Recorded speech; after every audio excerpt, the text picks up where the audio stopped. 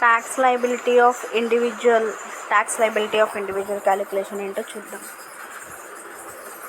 Computation of tax liability of Mr. X for the assessment year 2018-19 who is aged 68 years. ఇక్కడ age mention చేశాడు, age 16 years.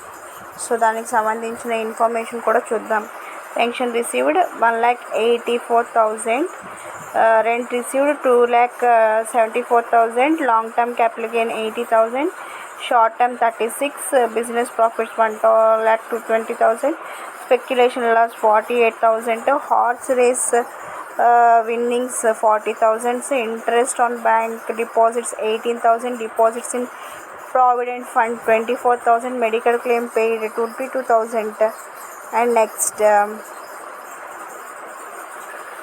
so taxability చూద్దాం. taxability of Mr. X aged 68 years, senior citizen for the assessment year 2018-19 కి calculation ఏంటో చూద్దాం.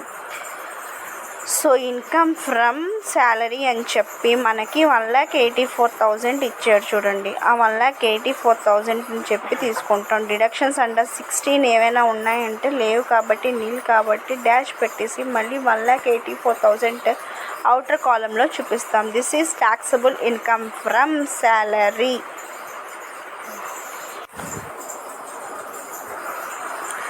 ఇంకా rent received it self net annual value 2,74,000 అండి. Deductions under section 24 ప్రకారం మనకి ఎలిజిబిలిటీ ఉంటుంది. స్టాండర్డ్ డిడక్షన్ 30% అని చదువుకున్నాం కదా హౌస్ ప్రాపర్టీలో. సో దాని ప్రకారం 82,200 తీసేగా రిమైనింగ్ పోర్షన్ ఎంత అంటే 1,91,800 అనేది ట్యాక్సబుల్ ఇన్కమ్ అండి. ఇన్కమ్ ఫ్రమ్ హౌస్ ప్రాపర్టీ నుంచి. ఇన్కమ్ ఫ్రమ్ బిజినెస్ అని చెప్పి బిజినెస్ ప్రాఫిట్ 1,20,000. దానికి సంబంధించి సెట్ ఆఫ్ క్యారీ ఫార్వర్డ్లు ఏమీ లేవు కాబట్టి డైరెక్ట్గా 1,20,000 తీసేసుకున్నాము. Next income from capital gains అని చెప్పి ఏమేమి ఇచ్చాడో చూడండి.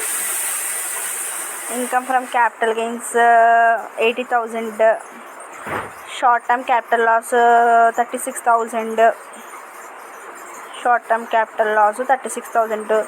80,000 నుంచి 36,000 తీసేగా రిమైనింగ్ పోర్షన్ 44,000 మనం ట్యాక్సిబుల్ ఇన్కమ్ కింద రాసుకుంటాం అన్నమాట. సో అది taxable income from house property అన్నమాట. బిజినెస్ ఇన్కమ్ సంబంధించి మనకి 1,20,000, దానికి సెట్ ఆఫ్ చేయవలసిన ఏమీ లేవు కాబట్టి 1,20,000. ఇన్కమ్ ఫ్రమ్ క్యాపిటల్ గెయిన్స్ అని చెప్పి 80,000, దాని నుంచి సెట్ ఆఫ్ చేయవలసిన 36,000 తీసేగా 44,000 తీసుకుంటాం అన్నమాట. Next income from other sources అని చెప్పి చూద్దాం. చూడు, horse race winnings 40,000, interest on bank deposits 18,000, మొత్తం కలిపితే 58,000. 58,000 అవుటర్ కాలంలో వేసేసుకునగా మనకి 1,84,000, 1,91,800, 1,20,000, 44,000, 58,000 మొత్తం కలిపేగా టోటల్ గ్రాస్ ఇన్కమ్ వచ్చేసరికి 5,97,800 మాట. వచ్చిందా? వస్తుంది.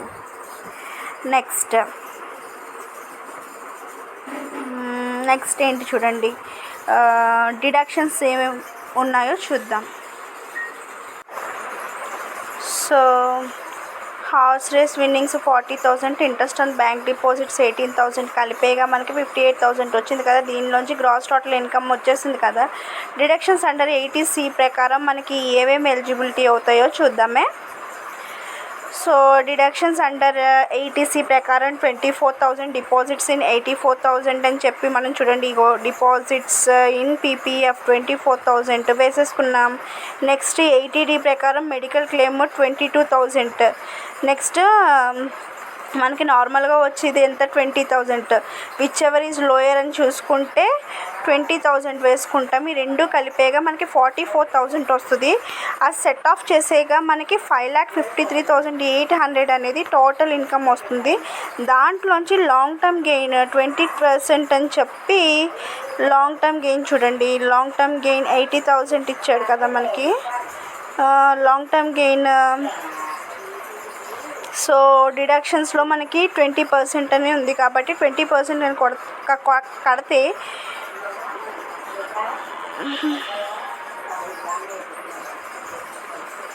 కడితే మనకి 8,800 అనేది మనకి ఏంటి ఇక్కడ లాంగ్ టర్మ్ క్యాపిటల్ గెయిన్ యొక్క ట్యాక్సబుల్ పోర్షన్ అన్నమాట. ఇన్కమ్ ఫ్రమ్ హార్స్ రేస్ అని చెప్పి 40,000 మీద 30% కడతాం మనం. ఈ డిడక్షన్స్ అండి, మనం డిడక్షన్స్ కడితే సో 40,000 మీద 30% కడితే 12,000 deductions. Next non taxable in case of senior citizen 3 lakhs అని తెలుసు మనకి. దాంట్లోంచి ఫస్ట్ స్లాబ్ 3 lakhs నుంచి 5 lakhs అయితే 10% కదా. సో మనకి ఇక్కడ ట్యాక్సబుల్ పోర్షన్ 5,53,000లోంచి 44 తీసేస్తాం కదా. తీసేక రిమైనింగ్ పోర్షన్ 5,09,800లోంచి 40,000 తీసేగా 4,69,800. దానిలోంచి 3 lakhs తీసేగా 1,69,000 మీద 10% కడితే మనకి 10% కట్టగా మనకి 1,69,800 వస్తుంది. ఇందులోంచి తీసేస్తే 0 అండ్ 10% క్యాలిక్యులేట్ చేసాం కాబట్టి taxable portion 16,098. Next educational cess 3% ఇస్తాం కదా. నార్మల్గా ఎడ్యుకేషనల్ సెస్ 3% అన్నమాట.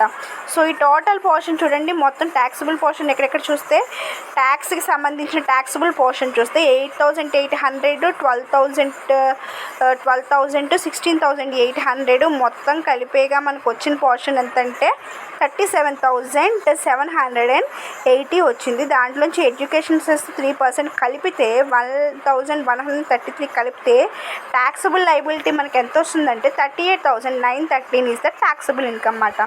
సో ఈ సమ్ని మనం కేర్ఫుల్గా చూస్తే మనకి డిడక్షన్స్ అనేవి కొత్త పోర్షన్ అండి. 80D ప్రకారం లాంగ్ టర్మ్ క్యాపిటల్ గెయిన్స్ మీద 20%, హార్స్ రేస్కి సంబంధించి 30% క్యాలిక్యులేట్ చేస్తాం అన్నమాట. చూడండి, ఈ పోర్షన్ ఆఫ్ ఇన్కమ్ని మనం డిడక్షన్స్ చేసుకుంటూ వచ్చేసరికి స్లాబ్ రేట్కి వచ్చేసరికి మనకి 0 పోర్షన్ అయిపోతుంది చూడండి. సో 1 lakh ఇక్కడ ఆల్రెడీ మనకి ట్యాక్సబుల్ కట్టేగా, నాన్ ట్యాక్సబుల్ లిమిట్ తీసేగా 1,69,000. స్లాబ్ రేట్ ప్రకారం మనకి 1,69,800. ఇందులోంచి తీసేస్తే రిమైనింగ్ పోర్షన్ 0, ట్యాక్సబుల్ ఏమీ ఉండదు. కాకపోతే మనకి tax portion, tax liability calculate చేస్తున్నాం కాబట్టి ఈ 8,800కి 12,000, 69,980 కలిపితే మనకి 37,780 వస్తుంది. దాని మీద ఎడ్యుకేషనల్ సెస్ కలుపుకుంటే 1,133 రాగా మనకి ట్యాక్స్ లయబిలిటీ వచ్చేసరికి 38,913 అన్నమాట. Okay, this is tax liability calculation. And next tax ఇన్కమ్కి సంబంధించి ఇంకో ఇంపార్టెంట్ షార్ట్ ఆన్సర్ చూద్దామండి. Computer salary received 3,20,000, rent 180,000, lottery income 35,000, life insurance premium 78,000. Total income for the assessment year 2018-19కి టోటల్ అసెస్మెంట్ ఇయర్ చూద్దాం. So salary received అని చెప్పి 3,20,000 మనకి ఇచ్చేసాడు కాబట్టి అదే వేసుకున్నాం. డిడక్షన్స్ ఏవైనా ఉన్నాయా 16 సెక్షన్ అండర్ సెక్షన్ 16 అంటే ఏమీ లేవు కాబట్టి మనం డైరెక్ట్గా 3,20,000 అవుటర్ కాలంలో వేసుకున్నాం. రెంట్ రిసీవ్డ్ అని చెప్పి 1,80,000లోంచి డిడక్షన్స్ ఏవైనా ఉన్నాయి. 30% మనకి ఎలిజిబుల్ అవుతుంది స్టాండర్డ్ డిడక్షన్. సో 1,80,000 మీద 30% కడితే 54,000 డిడక్ట్ చేయగా రిమైనింగ్ పోర్షన్ 1,26,000 అవుటర్ కాలంలో వేసుకుంటాం. లాటరీకి సంబంధించి చూడండి 35,000 నెట్, దాని మీద మనకి 30% తీసేగా 100/70 వేసుకుంటే 50,000 అనేది ట్యాక్సబుల్ ఇన్కమ్. డిడక్షన్స్ ఏమైనా ఉంటాయంటే ఏమీ లేవు కాబట్టి 50,000 వేసేసుకున్నాము. నెక్స్ట్ గ్రాస్ టోటల్ ఇన్కమ్ ఏంటంటే 3,20,000, 1,26,000, 50,000 మొత్తం కలిపేగా మనకి 4,96,000 అనేది వచ్చింది.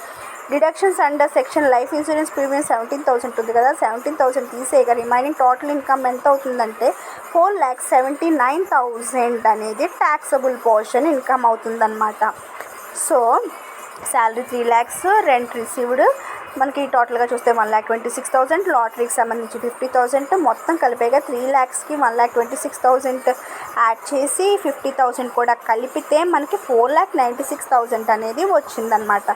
అందులోంచి డిడక్షన్స్ ఏమున్నాయి మనకి, deductions under section 80C life insurance premium ఉంది కదా, దాన్ని తీసేస్తే 4,79,000 అనేది టోటల్ ట్యాక్సబుల్ ఇన్కమ్ అన్నమాట. So that's all for your unit 5 important problems అండి. ఇవి బాగా ట్రై చేయండి అర్థం చేసుకోవడానికి. So you will get maximum marks in your exams. Thank you. టోటల్గా we discussed almost important sums అండి. First set of carry forward sums చూసుకున్నాము.